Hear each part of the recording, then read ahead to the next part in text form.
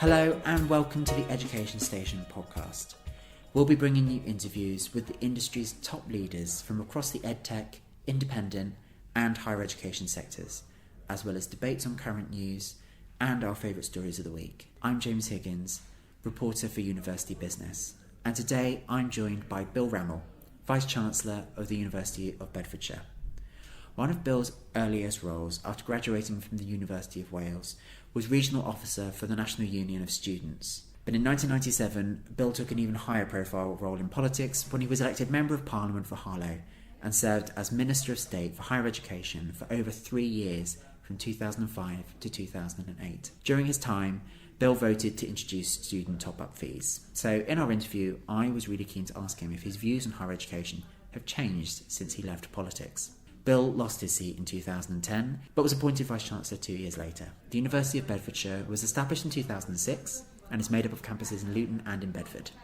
Today, it represents more than 14,000 students. This year, over half of young people went into higher education, which was a target obviously set by Tony Blair's government. Do you think enough of those people are studying what today's government describes as good value degrees? Well, I don't think today's government has a very good definition of good value degrees. I certainly think it's a real achievement that we have achieved the 50% target. It was never an exact target, it was an aspiration to expand access to higher education. And I think the evidence is that the students who are going to university doing those degrees are getting good outcomes. You know, if you look at the market evidence by dint of graduate salaries, the average graduate over the course of their working life earns £100,000 net of taxation more than someone with just 2 A-levels. So employers are rewarding graduates for the studies that they are undertaking. There's all sorts of social benefits beyond exact financial returns. And I also think if you exclusively focus on the salary that a graduate earns, you are ignoring the fact that for many students they choose a degree to study because they want to give back to society, entering professions like nurses, social workers and teaching, which aren't necessarily going to command good salaries. And there's also flaws in the earnings data. For example, the region that you graduate in, if you stay working in that region post-graduation, that can have limitations on good earnings. So overall, I think the evidence is there are more people going through university, more of them getting good, well-paid jobs. But I think there is some real limitations in terms of what the current government... Would you prefer the measurement to be then? Do you think it needs to be just based on kind of an NSS score, national sort of satisfaction based on the degree? I think there are a range of indicators, and certainly the one I'm most comfortable with is the graduate occupation. So there's an agreed and evolving list of definitions of graduate jobs. All the evidence shows that certainly several years after graduation, most graduates are in those type of occupations, and that's what's driving positive financial outcomes for graduates. Obviously, the current government, well, Theresa May, obviously commissioned the Auger Review, and that sought to kind of redistribute some of what higher education landscape looks like at the moment. Now, obviously, you weren't massively welcoming in your endorsement of that report, but I wondered if there was anything from that report that you did like or you did think was grounds for progress. Well, I think I described it on the day of the report as a con, and I did that because despite the cut in the headline fee, for most graduates, so lower and middle income graduates, they will pay more under the Auger Review for longer than the current system. That is essentially a con. It's regressive, and I don't think it was the right way forward. There were some elements of it though that I think were positive.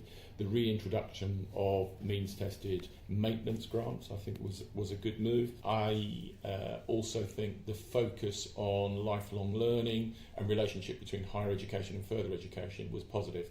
But I think the Auger agenda got across the political spectrum and across the university sector a fairly rough ride, and I'm not convinced the detail of it is going to be taken forward, but certainly by the current government. I mean, you mentioned that you thought that the model for tuitions proposed by Auger was regressive. What would be a more progressive tuition model? Do you think that the current Labour government's idea of abandoning it altogether would be a more progressive No, future? I most certainly don't, although I'm a member of the Labour Party. I don't agree with the Labour Party's current approach. To make good the abolition of fees would require the injection of something like £10 billion of public funding, and that would disproportionately go to middle and higher income graduates, and inevitably those resources would come from benefits, public services benefiting the whole of the population, so it would be a regressive move. So I certainly don't support that. I happen to take the view that by and large the current system works well. It was brought into being in 2004, then developed in 2012 because of a recognition that historically exclusively funding universities through the public purse hadn't worked. So over 30 years the unit of resource had been cut by about 40%, because higher education is always going to be at the back of the queue in comparison to schools, preschool, health service and so many other needs, and therefore bringing in an additional contribution from the graduate on a fair and a progressive basis post-graduation, I think has worked. It's enabled stability of funding and enhanced funding to universities and students. So yes, there are some changes that can be made, such as the reintroduction of maintenance grants, moving back to no real rate of interest being charged on loans as existed when I was Higher Education Minister, but I don't actually think the current system is broken. Obviously, the Labour government introduced the model of tuition fees, and it sounds like you still to this day think that was the right call. Was there anything that you think that the Labour government then on higher education got wrong, or could have moved faster on, or was it something different that you might have done that you think might have worked out better for the sector? Well, I would say it wouldn't. I think by and large we had a very good track record on higher education, and we brought about sustainability and stability of funding. We expanded access to higher education. I think there were some mistakes. Initially we abolished student maintenance grants. We then brought them back when Gordon Brown became Prime Minister. Of course the current government then abolished them, so I think that could have been better handled. But I think being a serving Vice-Chancellor now, if I was talking to myself as a higher education minister, I would really stress, and I think as a Labour government we did uphold this, the benefits and the importance of university autonomy. And I actually think that under the current government there is a real risk of over-prescription, over-regulation, which will harm the health and vitality of universities moving forward. Interesting, so you would like a more free market approach to it. You don't want too much regulation? I'm not talking about a free market approach. I'm talking about the ability of universities to manage and sustain their own affairs. I know when I became Higher Education Minister, officials advised me very strongly on the importance of university autonomy, and I think it's important that that is upheld. I think the current government, through the Office for Students, is developing a regime where universities will spend an awful lot of time and resource on jumping through hoops, box ticking, rather than focusing on the development and improvement of the universities. Obviously, the Office for Students, some of their main efforts are on things like access and participation, on pushing forward the agenda on improving mental health. What box ticking do you think you're being asked to do that you could do without? I think there is, so you mentioned the access and participation plan, I think there is a degree of prescription that wasn't there previously. There are a whole series of returns that are more burdensome and cumbersome than existed under the Higher Education Funding Council, and I just think it's really important that there is proportionality and balance, and I would hope that over time we can move back to that.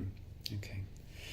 Obviously you've been Vice-Chancellor here at Bedford for a while now, and I wondered what role you see for the university in this county in the future, in the next sort of 5 to 10 years, and what steps you're taking now to lead towards that future. Well, we're a university very strongly embedded in the locality and the region. We contribute currently something like 300 million to the regional economy. I think that will increase over time. We obviously provide an awful lot of teachers, nurses, social workers that benefit the local economy, because most of our graduates end up working locally after they've graduated. We've just opened a fantastic new science, technology, engineering, mathematics building, and part of the driver for that is the lack of STEM graduates within local workforces. Now, we opened it a couple of weeks ago, and our STEM numbers are up by 18% in terms of new entrants this year. So I think that over time will contribute to the locality. And we have a host of projects around sport, around the arts, where we are very invested and committed to working with local organisations to improve things locally and regionally. I noticed the new STEM building that you've opened. The current Universities Minister, Chris Skidmore, was a bit disparaging towards the acronym STEM recently. I wondered what your view is on STEM and the arts as part of that. Well, I'm sorry, I didn't see his comments. Well, he was speaking at a fringe event at the Conservative Party conference, and he essentially sort of said that he didn't like the idea of STEAM, of arts being supportive of STEM. And okay. I wondered whether or not you thought that STEM in itself is good, or it's been labelled badly, or that policies are directing in the right way. No, I mean, I think there is a need for more STEM graduates, and we've certainly driven that forward strongly at this university. Interestingly, at this university, our STEM courses are hosted within a faculty that combines STEM with the creative arts, and I think there are some real synergies and links between the creative arts and the STEM subjects that are mutually beneficial. But I think you can get hung up on terminology. The bottom line is there is a societal need, an economic need for more STEM students, and we're very much part of the push to deliver that. Do you think that there's a need for greater collaboration between universities and further education colleges? I think we do work very closely together. So, for example, in the delivery of foundation degrees through the FE colleges, we've got a very strong regional network. That FE is part of the pathway into higher education, and we very much want to see that develop and prosper. Do you think that there should be more sort of provision of things like degree apprenticeships and other types of higher education qualifications? So we're the biggest university provider of higher and degree level apprenticeships in the region, so we've certainly embraced that agenda. I think it can be a positive plus, but it's not a substitute for traditional routes into kind of traditional undergraduate. Yes, because the higher and degree level apprenticeships are actually focusing on the existing workforce. There are very, very few opportunities for an 18-year-old to go into the workplace and immediately start taking a higher and degree level apprenticeship. So it's not an either or. I think you need to be doing both. Okay. I know that Bedfordshire University is obviously very close to London. You have an airport here. I wondered, how easy do you think it is for a university like this one, which maybe doesn't have the international cachet of the Russell Group, how easy is it for a university like this one to attract international students, particularly when there are such high goals now the government wants to try to achieve? It wants so many more international students coming. How easy is it for a university like this one to attract them? Well, we've got a track record of doing very well in terms of international recruitment, and we're likely to exceed our international recruitment target this year by about 30%. So I think a very good performance, and we do that, one, by being connected internationally, two, by accentuating the virtues of the university, so teaching quality, a silver award in the teaching excellence framework, being part of the Times Higher Education Global Rankings, where on the internationalisation metric we're in the top 20% of universities. The fact that we got a very, very good quality assurance agency report the last time took place, and the really significant investment in the university estate and student facilities, which we promote very strongly. All of that helps us, and also the fact we're a very international university, all of that helps us to recruit very well internationally. That obviously is one of the government's goals. There are lots and lots of others. What do you think should be, because obviously we're at quite a significant moment politically, and there could be all sorts of new directions laid out by this government or another. What would you, if you could sit down and speak to this university's minister or the next one, what priorities would you be saying, these are the things you must focus on, these are the things that a university like the University of Bedfordshire needs? I think what we need is stability of funding, and that's where the Augur prospectus was very much a move in the wrong direction. We need liberalisation around international recruitment. I think the actions of the current government to restrict international recruitment have been retrograde and damaging. The recent announcement to restore the 2-year post-study work visa route is a good step forward, but it only takes us back to the system that existed when I was Higher Education Minister. Nevertheless, it is a positive step forward. And this links up with the whole Brexit agenda. I really would urge the government to make clear that we remain open to international collaboration and international recruitment, which is hugely beneficial for our higher education sector and our students. Obviously, we should say we are recording this before any final decision from Parliament has been made as to Boris Johnson's Brexit deal. But it sounds like there's 3 things there. So in terms of the stability of funding, it's not necessarily needing more funding, it's just the guarantee that funding will stay where it is. The quantum of funding that we've got at the moment, I think, is positive, and I think we need to maintain that. We do need inflation to be taken care of, because each year the 9,250 fee level is eroding because costs are going up. But yes, stability of funding and recognising that the current system is not broken and has brought significant benefits to higher education and to students. And in terms of the liberalisation for international student recruitment, what new steps would you like to see? Well, obviously the 2-year post-study work route is good, and that needs to be maintained. I would also very much welcome definitively international students being taken outside of the migration cap. There's huge amounts of polling evidence that the vast majority of the electorate do not see international students in the same way as they see other immigrants, and particularly removing the 10% visa rejection threshold. At the moment, if more than 10% of your applicants have their application for a visa rejected, you lose your licence to recruit internationally. I mean, that is not an indicator of lack of compliance with immigration controls, and I think it restricts international recruitment from many parts of the world. And in terms of the mental health of students, it's something that is gaining an awful lot of attention at the moment. And one of the things that has been mentioned in many different reviews and reports is that having senior leadership and having that is crucial to tackling this. So what steps is the University of Bedfordshire taking in this, and what role do you think that you and other senior leaders can have in terms of challenging this? We prioritise it, we review our provision on a regular basis. Particularly at this time of the academic year, mental health support is promoted to students at welcome events and health and wellbeing theme days through activities and leaflets. The team of staff work with the student union on mental health matters campaigns to raise mental health awareness and run events, as well as offering a number of workshops covering topics like settling in, sleep, worry, sleeping more, worrying less, and managing exam anxiety. We've got a strong counselling service which works alongside the mental health support team to provide professional therapeutic counselling. Our BEDS SU Student Union Conference, the Student Voice Conference this year, is actually going to focus on one aspect of this, social media, and the impact that has on the mental health of students. So I think we do prioritise it. I think we do a lot, but we constantly review it to ensure that we're doing everything we can to help and support. Well, now we're nearly out of time, but we have quick questions that we always ask all of our interviewees.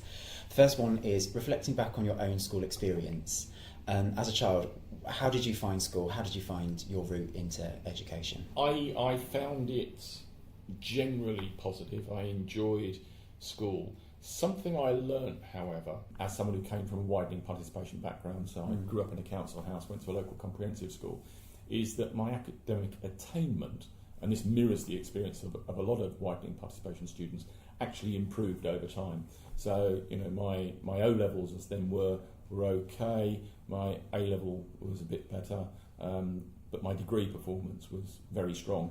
And I think it demonstrates that if students are coming from a WP background, they need more support to help them deliver and succeed.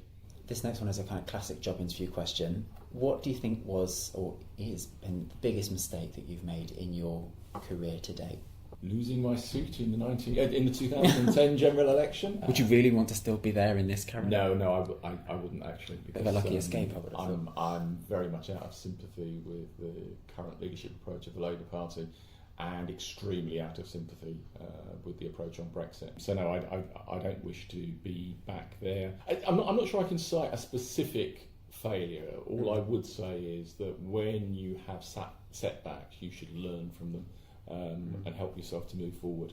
I'm intrigued to know what you think of the Labour's current Brexit strategy then. Do you think it's basically the right one or the wrong one?